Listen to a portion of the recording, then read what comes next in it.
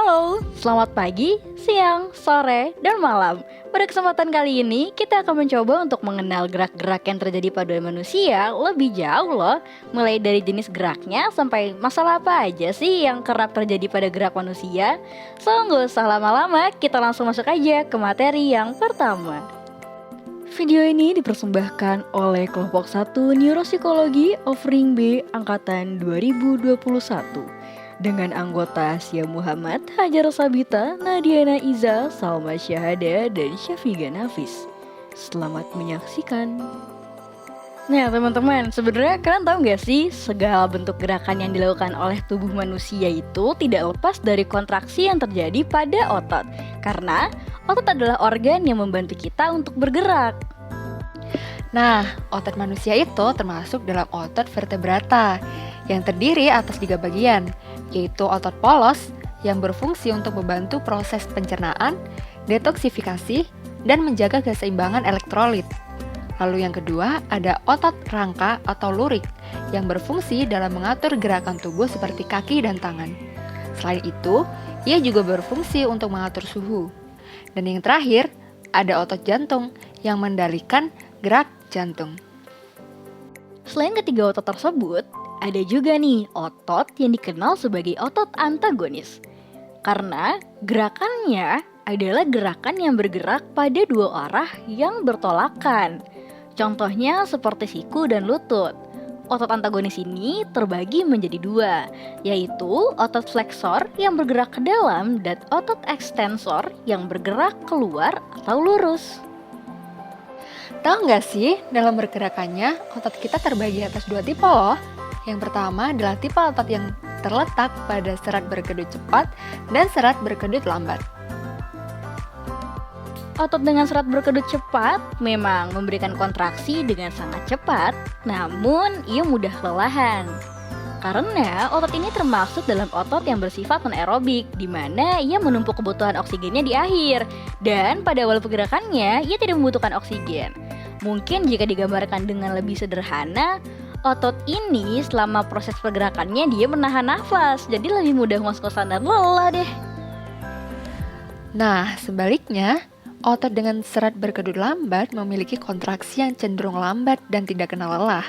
Karena dalam proses kerjanya, ia menggunakan oksigen sekaligus bergerak, aka pay as you go. Jadi, dia tidak kenal lelah. Anyway, setelah sebelumnya kita membahas organ yang membantu gerak pada tubuh aka otot, selanjutnya kita akan mencoba mengenal lebih jauh gerakannya sendiri, dimulai dari jenis gerakan. Nah, ada 2 nih jenis gerakan yang kerap dilakukan oleh manusia, yaitu gerakan disengaja dan gerakan yang tidak disengaja atau dikenal dengan gerak refleks. Oke, kita mulai dari gerak refleks. Gerak refleks adalah gerak yang terjadi secara otomatis tanpa harus kita perkirakan lebih dulu nih. Misalnya, ketika kita lagi berjalan, lalu secara otomatis tangan kita ikut mengayun. Nah, biasanya gerakan refleks manusia ini bersifat balistik, atau ketika sudah dimulai tidak dapat diubah. Kenapa sih nggak bisa diubah? Karena gerakannya tidak terkontrol. Hal yang dilakukan secara tidak sadar ini dinamakan sebagai gerak tidak sengaja atau refleks. Nah sebaliknya, gerakan yang disengaja biasanya dilakukan manusia dengan sadar. Misalnya ketika kita diperintahkan untuk mengatur nafas, maka proses gerakan pada organ pernafasan kita menjadi sadar karena kita mengatur hal tersebut. Ngomong-ngomong soal gerakan manusia, kira-kira bagaimana ya mekanisme otak pada gerakan manusia? Otak banyak berkontribusi loh dalam gerakan manusia. Kita bahas dari korteks cerebral dulu nih. Berkat hasil penemuan oleh Gustav Fritsch dan Edward Hissig, ahli saraf mengetahui bahwa stimulasi elektrik secara langsung pada korteks motorik primer dapat memunculkan gerakan. Korteks motorik tidak memberikan pesan secara langsung ke otot, tetapi akson dari korteks cerebral hanya bersambung dengan interneuron dari batang otak atau sumsum tulang belakang. Sumsum tulang belakang mengandung pola yang sebenarnya mengontrol otot. Korteks cerebral penting dalam gerakan kompleks, seperti berbicara dan menulis. Setelah bertahun-tahun penelitian, akhirnya peneliti mencoba memberikan stimulasi elektrik yang sebelumnya hanya 50 milidetik menjadi setengah detik. Stimulasi ini menghasilkan pola gerakan kompleks. Contohnya, ketika monyet distimulasi di salah satu spot di otak yang mengakibatkan monyet tersebut mengangkat tangannya ke mulut dan membuka mulutnya seperti bersiap hendak makan. Pengulangan stimulasi pada spot yang sama memberikan reaksi yang sama, sehingga stimulasi tersebut menghasilkan hasil tertentu, bukan gerakan otot tertentu. Otak memiliki mekanisme ketika merencanakan gerakan. Posterior parietal cortex memantau relativitas posisi tubuh terhadap dunia. Beberapa studi menggunakan fMRI untuk mengukur respon otak ketika seseorang sedang menyiapkan suatu gerakan. Umumnya, orang akan melihat sinyal pertama yang memberitahu mereka apa yang seharusnya mereka lakukan dan tidak dilakukan. Lalu, setelah jeda singkat, datang sinyal kedua yang memberitahu orang tersebut lebih detail untuk melakukan sesuatu. Pada jeda singkat ini, posterior parietal cortex ditemukan aktif dalam rangka menyiapkan gerakan. Prefrontal cortex dan supplementary motor cortex penting dalam merencanakan dan mengorganisasi gerakan yang cepat, seperti kebiasaan dan menghindari pergerakan yang salah. Premotor cortex aktif sebelum suatu gerakan. Premotor cortex menerima informasi mengenai arah pergerakan dan posisi tubuh. Prefrontal cortex juga aktif pada jeda sebelum gerakan, menyimpan informasi sensorik yang relevan dengan gerakan. Ketika suatu gerakan terhambat, terdapat dua area otak yang sedang berkompetisi untuk mengirimkan pesan. Dua area tersebut adalah area yang memerintahkan untuk bergerak dan area yang memerintahkan untuk berhenti. Dan hasil akhirnya bergantung pada pesan mana yang sampai duluan. Selanjutnya ada nih yang namanya neuron cermin.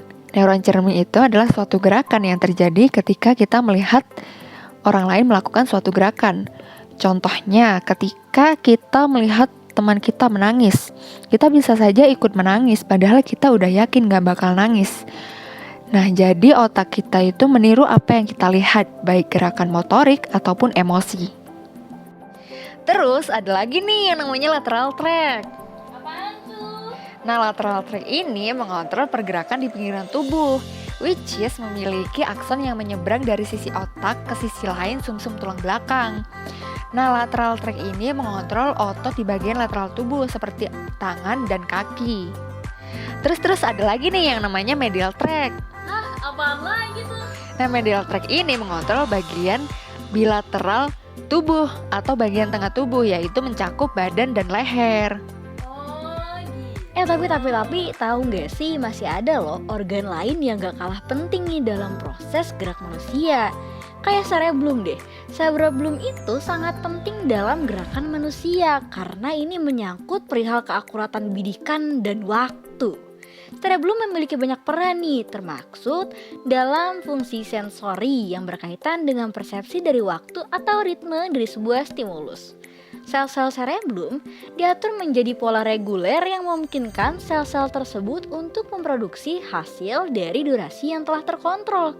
Misalnya nih, ketika kita ingin mengambil sebuah makanan dalam jarak yang kita harus perkirakan dan makanannya misalnya bergerak nih. Nah, itu dalam proses penguluran tangan kita untuk mengambil barang tersebut, itu kita menggunakan cerebellum loh untuk memperkirakannya. Keren kan? Bagian terakhir yang gak kalah penting nih dalam proses gerak manusia adalah ganglia basal. Ganglia basal adalah sekelompok subkortikal yang terletak di dekat talamus bagian otak depan. Sebagian besar ganglia basal memiliki peranan penting dalam perilaku yang diprakarsai oleh diri sendiri dibandingkan dengan perilaku yang diprakarsai oleh stimulus. Maksudnya di sini adalah ganglia basal memiliki peranan penting pada tindakan-tindakan yang memang secara individual ingin kita lakukan, bukan tindakan yang memang diarahkan untuk dilakukan. Dalam sebuah studi, orang-orang menggunakan mouse komputer untuk menggambar garis pada layar, sementara para peneliti menggunakan pemindai PAT untuk memeriksa aktivitas otak. Aktivitas ganglia basal meningkat ketika orang menggambar garis baru, tetapi tidak ketika mereka melacak garis yang sudah ada di layar. Meneliti hal tersebut, Maka terbuktilah bahwasannya ganglia basal sangat berperan pada tindakan-tindakan yang memang secara individu ingin kita lakukan. Ganglia basal sendiri tidak bertanggung jawab dalam gerakan apa yang akan dibuat. Namun ia mengatur kekuatan gerakan untuk menunjukkan respon yang mungkin mengarah pada hadiah atau hal yang menguntungkan dia. Selain itu, ganglia basal bersama dengan korteks cerebral memengaruhi proses pembelajaran keterampilan motorik serta mempelajari kebiasaan baru. Finally, kita masuk pada pembahasan yang terakhir, yaitu gangguan pada gerakan. Yang pertama adalah penyakit Parkinson, yang merupakan penyakit neurodegeneratif yang melibatkan sel saraf dopaminergik yang menghasilkan dopamin di suatu daerah otak yang disebut dengan substansia nigra, yakni daerah di ganglia basal. Penyakit ini umumnya dialami oleh usia lanjut yang disebut penyakit progresif karena penyakit ini berkembang secara bertahap dan semakin memburuk. Penyakit ini juga umumnya lebih banyak dialami oleh pria daripada wanita dan diderita oleh usia 50 tahun ke atas. Gejala umum dari penyakit Parkinson antara lain ekspresi wajah yang datar, kelambanan gerakan atau yang disebut dengan bradykinesia, otot menjadi kaku dan tidak fleksibel, serta tangan tremor saat tidak digerakkan. Pasien juga dapat mengalami perlambanan atau kesulitan dalam mengunyah, kesulitan melambaikan tangan, berbicara monoton, hingga kesulitan dalam menulis. Penyebab penyakit Parkinson ini diduga disebabkan oleh sel saraf dopaminergik yang mengalami degeneratif, sehingga jumlah dopamin yang dihasilkan akan ikut menurun. Ketika dopamin menurun, komunikasi antara substantia nigra dan korpus yang menghasilkan gerakan halus dan terkendali menjadi tidak efektif, dan akhirnya gerakan tubuh seseorang akan ikut terganggu. Tidak dijelaskan secara jelas mengapa sel otak dapat menghasilkan dopamin yang buruk. Namun, studi genetik dan patologis mengungkapkan bahwa peradangan, proses seluler, dan stres yang mengalami disfungsi memengaruhi rusaknya sel. Penyebab lain juga diduga menjadi penyebab penyakit Parkinson, seperti penggunaan obat-obat terlarang atau bahan kimia yang dapat merusak sel-sel substantia nigra. Penyakit Parkinson ini mempunyai 5 stadium loh. Stadium yang pertama yaitu ketika pasien masih memiliki gejala yang ringan seperti tremor dan ekspresi wajah datar, jadi nggak mengganggu aktivitas. Kemudian naik ke stadium kedua, yaitu ketika gejala mulai mengganggu aktivitas seperti kekakuan otot. Naik lagi ke stadium ketiga, pasien ini mulai mengalami perlambatan gerak tubuh, gangguan keseimbangan, dan mengalami gangguan ketika berpakaian dan makan. Naik lagi nih, mulai parah yaitu di stadium keempat. Pasien mulai mengalami kesulitan berjalan, kelambanan gerak, dan tidak mampu beraktivitas sendiri. Dan yang terakhir paling parah yaitu pada stadium kelima, yaitu ketika pasien tidak mampu untuk berdiri atau berjalan serta membutuhkan bantuan untuk hidupnya. Sampai saat ini belum ada pengobatan yang secara pasti nih yang dapat menyembuhkan penyakit Parkinson. Tapi jangan salah, meskipun kayak gitu, sebenarnya masih ada loh macam-macam perawatan yang dimaksudkan untuk meningkatkan dopamin yang hilang. Salah satunya adalah dengan perawatan L-Dopa. L-Dopa sendiri merupakan obat yang dimaksudkan untuk mencapai otak dan mengubah neuron menjadi dopamin. Emang sih ini punya efek samping. Efek samping L-Dopa itu dapat menyebabkan mual, muntah, dan anoreksia. Kemungkinan pasien mengalami hal ini sebenarnya sudah didiagnosis kok sebagai efek dari farmakokinetik. Nah oke, karena kita udah kelar nih bahas penyakit yang pertama, kita lanjut nih ke penyakit yang kedua. Jadi penyakit kedua ini adalah gangguan gerakan yang biasa dikenal sebagai penyakit Huntington. Penyakit Huntington sendiri adalah gangguan neurologis yang terjadi pada gen yang menghasilkan produksi protein yang berlebihan, yang mengakibatkan gerakan jadi tidak terkendali, kemampuan kognitif yang berkurang, dan masalah kejiwaan. Penyakit ini dapat diturunkan melalui gen. Meskipun hanya dimiliki salah satu orang tua saja, anaknya tetap memiliki resiko untuk menderita sebanyak 50%. Penyakit Huntington umumnya diderita pada seseorang yang berada di usia 30-60 tahun. Dalam beberapa kasus, gejala Huntington dapat muncul pada usia 20 tahun. Sebelum gejala mengarah pada diagnosis, gejala Huntington dapat muncul dalam 3 macam gangguan, yakni gangguan gerak, gangguan berpikir, dan gangguan psikiatri. Gangguan gerak antara lain mengalami gerakan menyentak, lalu gerakan mata melambat, keseimbangan terganggu, kesulitan bicara, sampai dengan gerakan berulang yang tidak terkontrol.